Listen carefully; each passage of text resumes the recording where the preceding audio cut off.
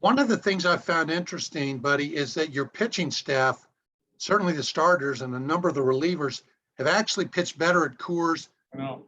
that they have on the road. And I'm wondering, do you think maybe, and this is my theory, and you can shoot it down if you want, but do you think maybe they have worked so hard to get the ball to behave at Coors Field that in a weird way, it almost comes back at them a little bit when they go on the road and it's maybe too much movement and it moves out of the zone? We've talked about that.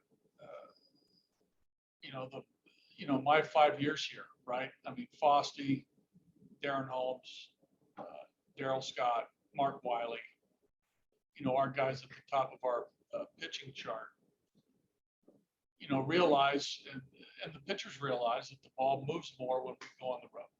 And to be able to control that movement is a challenge. But I don't think that's the main cause of the disparity. I think for whatever reason, it's sort of like, with a lot of our hitters, there's a comfort of pitching at home. There's a comfort of pitching on that mound in our ballpark. And like we've talked about, our guys don't, a lot of our guys don't get scared off of pitching in Denver. But you would think, generally speaking, we would have better road ERAs than home based on, a lot of guys' stuff, the opposing ballparks we play in, et cetera. I don't have an answer to that. I do think the movement aspect is part of it. But if you were to ask a pitcher, do they want more movement or not? They're definitely going to say, yes, I want more movement. I want my fastball, if it's a sinker, to sink more. I want my breaking ball to break more. But it's a little bit of a challenge, and I haven't dug deep into maybe you have the walk rate at home as opposed to on the road. I definitely think Shashin in Chicago got a little bit out of whack, and his ball was moving, and he couldn't reel it back in when he started the 8th inning. But it's a fair question. It really is, and I wish I had an answer for you, but I don't. And one more example, I'm sure you're aware of this, Daniel Bard, his home road splits are pretty wide. I mean, at Coors, he's in the 2s, I believe, and on the road, it's way up there. And we talked the other night, buddy, about you love his movement, but he's got to be able to control it in the zone. And it seems to me that it's been going outside the zone away from Coors Field. Well, you're right. I think if you look at, off the top of my head, I think Daniel's probably pitched twice as many innings at home than on the road. So it's a much smaller sample size on the road, and a couple bad outings on the road with a lesser number of innings will skew the ERA for sure. I know there's been a couple home runs on the road.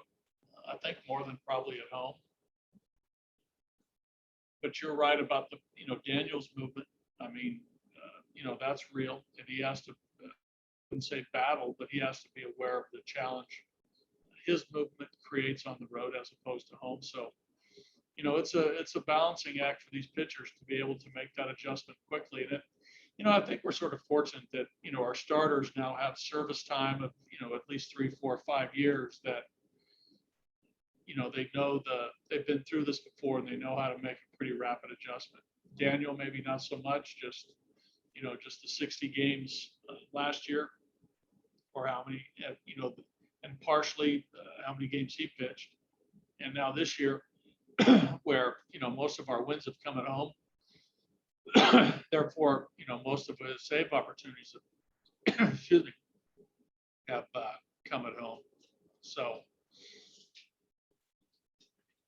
it's a little bit of the sample size and a little bit maybe of the movement on the road, but and really maybe not as many, the repetitions on the road to stay sharp. That could be part of it too. Okay, one more, and then I'll let somebody else jump in. I know you guys don't want to make excuses, and you've steered away from that in your tenure with the Rockies.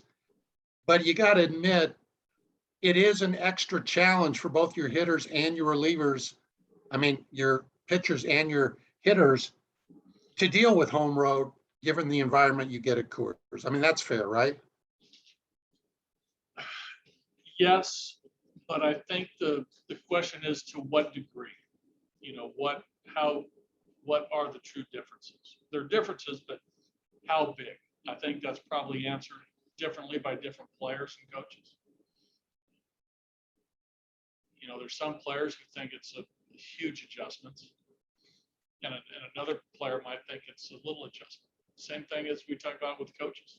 You know, there's a varying degree of opinion on that. So there is a difference, but how much it actually affects an individual player, that's the question. That's the question.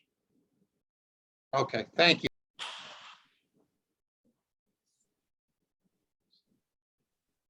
Buddy, on Bard's situation, could it be he basically went 2 years before last year without playing? He was a mental skills coach for Arizona. And before that, he went about 5 years without pitching in the big leagues. Do you think this year with the schedule the way it is, do you think he could be maybe tired as much as anything? It could be, but I don't think so. But it could be. That's probably part of it, right? We're in the dog days of August. You know, he's pitched, you know, quite a few innings, 50, I believe, or so, right?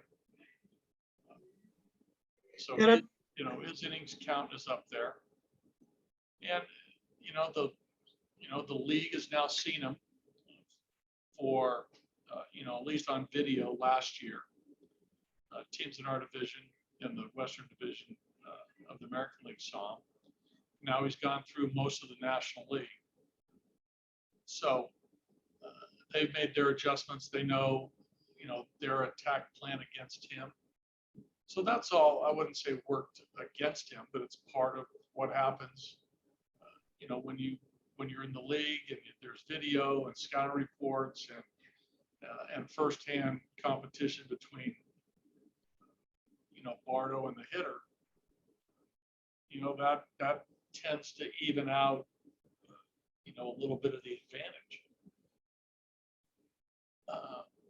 But the tiredness part, I mean, it's real. I mean, it's real for all players this time of year.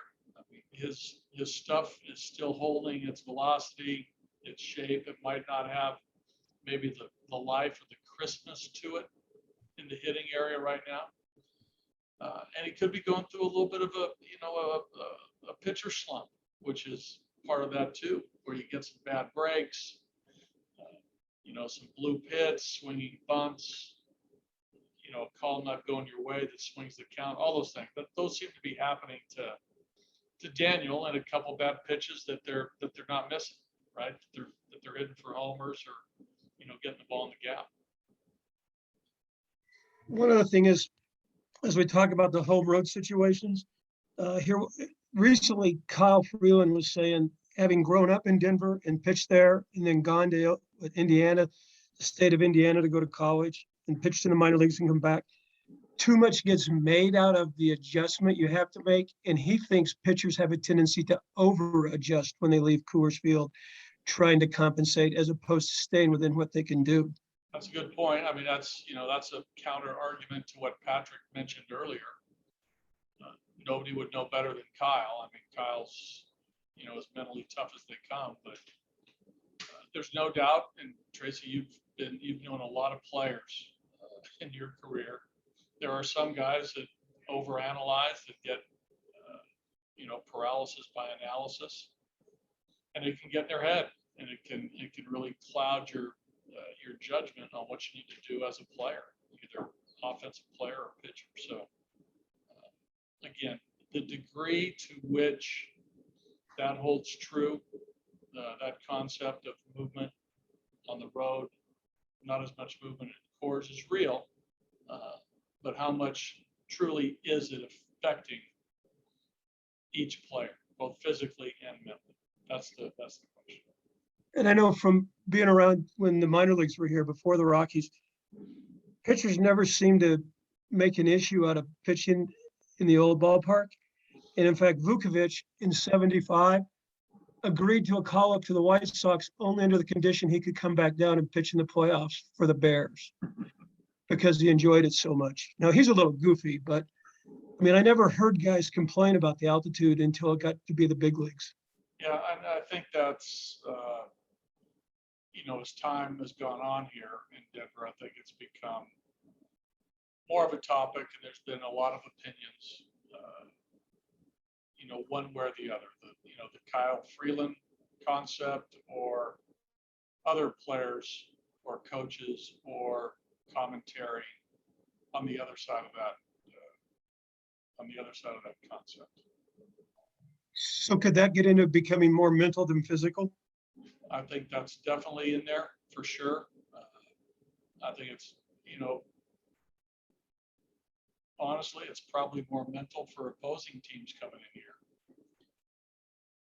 Because I know that feeling,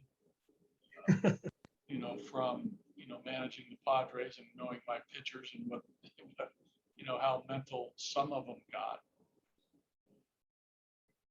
And part of it is knowing our own personnel and knowing that it doesn't bother the greater majority of our guys. Now, we've had pitchers over my tenure here. I can only speak for the guys that I've had. There's some guys that have gotten their head. There's no doubt about it.